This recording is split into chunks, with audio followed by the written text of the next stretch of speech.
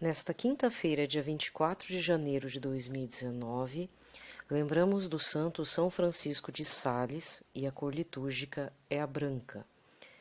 No final das leituras, da liturgia diária, eu vou fazer uma breve explanação a respeito de São Francisco de Sales, um pouquinho da vida dele. A antífona de entrada de hoje está em Ezequiel 34, versículos 11, 23 e 24. Velarei sobre as minhas ovelhas, diz o Senhor. Chamarei um pastor que as conduz e serei o seu Deus. A primeira leitura está em Hebreus, capítulo 7, do versículo 25 até o capítulo 8, versículo 6. Leitura da carta aos Hebreus. Irmãos, Jesus é capaz de salvar para sempre aqueles que por seu intermédio se aproximam de Deus. Ele está sempre vivo para interceder por eles. Tal é precisamente o sumo sacerdote que nos convinha, santo, inocente, sem mancha, separado dos pecadores e elevado acima dos céus. Ele não precisa, como os sumos sacerdotes, oferecer sacrifícios em cada dia, primeiro por seus próprios pecados e depois pelos do povo. Ele já o fez uma vez por todas, oferecendo-se a si mesmo na cruz. A lei, com efeito, constituiu os sumos sacerdotes sujeitos à fraqueza, enquanto a palavra do juramento, que veio depois da lei, constituiu alguém que é filho, perfeito para sempre. O tema mais importante da nossa exposição é este. Temos um sumo sacerdote tão grande que se assentou à direita do trono da majestade nos céus. Ele é ministro do santuário e tenda verdadeira, armada pelo Senhor e não por mão humana. Todo sumo sacerdote, com efeito, é constituído para oferecer dádivas e sacrifícios. Portanto, é necessário que tenha algo a oferecer.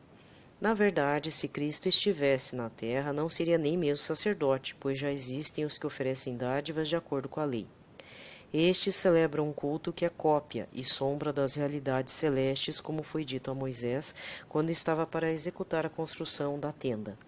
Vê, faze tudo segundo o modelo que te foi mostrado sobre a montanha. Agora, porém, Cristo possui um ministério superior, pois ele é o mediador de uma aliança bem melhor, baseada em promessas melhores. Palavra do Senhor. O responsório de hoje está no Salmo 39, com a antífona: Eis que venho fazer com prazer a vossa vontade, Senhor. Eis que venho fazer com prazer a vossa vontade, Senhor.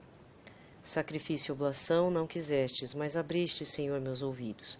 Não pedistes ofertas nem vítimas, holocaustos por nossos pecados, então eu vos disse: Eis que venho. Eis que venho fazer com prazer a vossa vontade, Senhor. Sobre mim está escrito no livro: com prazer faço a vossa vontade, guardo em meu coração vossa lei. Boas novas de vossa justiça anunciei numa grande assembleia. Vós sabeis, não fechei os meus lábios. Eis que venho fazer com prazer a vossa vontade, Senhor.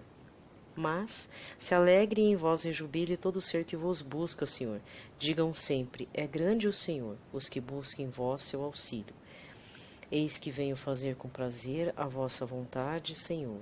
Eis que venho fazer com prazer a vossa vontade, Senhor. A aclamação do Evangelho está em 2 Timóteo, capítulo 2, versículos de 1 a 10. Aleluia, aleluia, aleluia. Aleluia, aleluia, aleluia.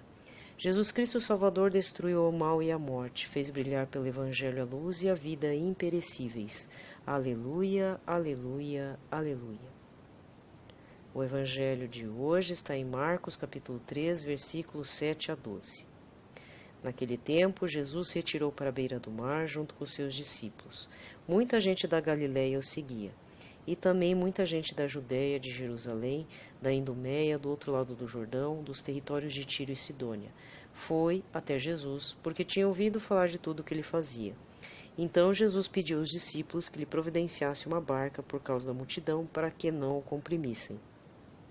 Com efeito, Jesus tinha curado muitas pessoas, e todos os que sofriam de algum mal jogavam-se sobre ele para tocá-lo. Vendo Jesus os espíritos maus, caíam aos seus pés, gritando: Tu és o Filho de Deus. Mas Jesus ordenava severamente para não falarem quem ele era. Palavra da salvação. A antífona final de hoje está em João 15, versículo 16. Não foste vós que me escolhestes, diz o Senhor, fui eu que vos escolhi e vos enviei para produzires fruto e o vosso fruto permaneça. Aqui termina a liturgia de hoje. E agora eu vou fazer uma breve... relatar um pouco da biografia de São Francisco de Sales. Tem algumas características. Ele é considerado o patrono dos jornalistas e redatores. Queria muito ser padre, mas ficou basicamente 30 anos meio que esperando para ver se essa era a vocação real dele. E uma coisa que me chamou muito a atenção com relação a esse santo, não era só essa questão da demora, né, de decidir com relação à vocação, mas porque ele era uma pessoa muito irada, ele se irritava muito fácil. E por conta disso, né, eu acabei comprando um livro chamado Filoteia. Mas ele tem outros livros, outras obras, né, ele é também considerado doutor da igreja. Então ele tem outras obras mais importantes. Mas o Filoteia é uma obra assim, muito interessante, né, para conhecer um pouco do que esse santo pensa. Outra coisa importante com relação a ele foi que depois que, né, ele foi ordenado, tudo, ele conseguiu chegar a ser bispo. E ele conheceu uma moça também religiosa, a Santa Joana de Chantal. E ambos fundaram a Ordem da Visitação de Santa Maria, ou das Monjas Visitandinas, uma congregação feminina. E isso tem uma parte muito importante porque nessa congregação feminina, né, entre as monjas, surgiram beatas, pessoas denominadas veneráveis, que antes, né, são títulos assim que levam para ser santa, digamos assim. Mas tem duas pessoas muito importantes que surgiram dentro do carisma da Ordem Visitandina, que uma delas é a Santa Maria Margarida Lacoque, que teve as visões místicas com relação ao Sagrado Coração de Jesus. E séculos depois, a irmã Maria Marta Chambon teve uma visão mística a respeito das Santas Chagas de Jesus Cristo. Então é uma ordem muito que deu muitos frutos. Existem outras, como eu falei, outras monjas desta ordem que tem mártires, tem pessoas veneráveis, uma santa que é a Santa Maria Margarida Lacoque.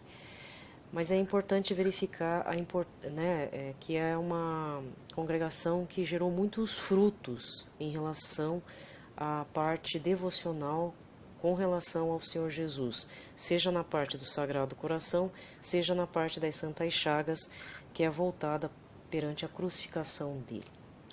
Atualmente, quem está divulgando muito a questão das Santas Chagas, a devoção das Santas Chagas, é o Padre Reginaldo Manzotti, junto com o seu trabalho evangelizador, que é a mesma devoção. A devoção